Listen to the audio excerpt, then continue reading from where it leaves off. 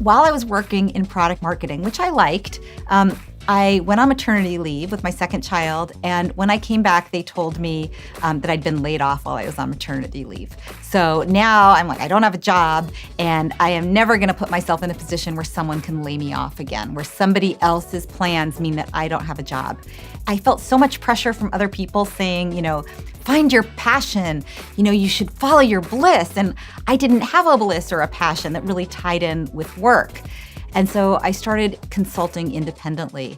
And for the first year, again, I didn't have any one area of focus, but I just did, strategy and marketing and product and kind of whatever the companies needed and were willing to pay for. And then about a year into it, I started working with Netflix.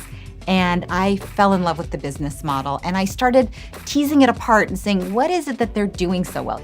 There's so many companies that I'd worked with that were really focused on short-term revenue as opposed to, really doing what it was that the customer needed.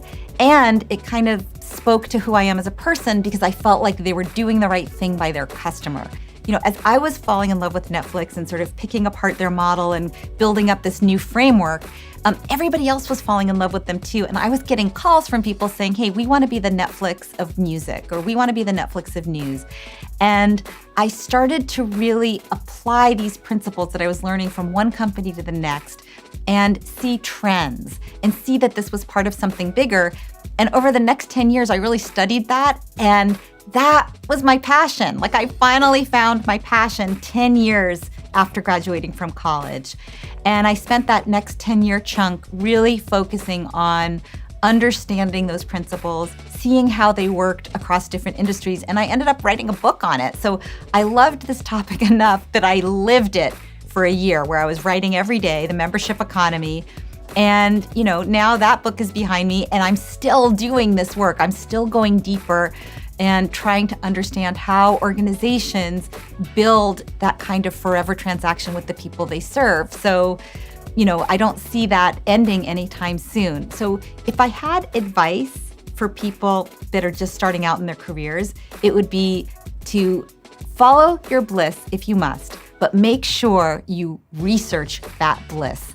Understand what it means to work in the film industry, or to be a lawyer, or to be in, whatever field it is that you think is interesting. Talk to people who've had that career and understand not just what the job is like, but what their whole life looks like, who they work with, how much money they make, how long they work each day, what their tasks are.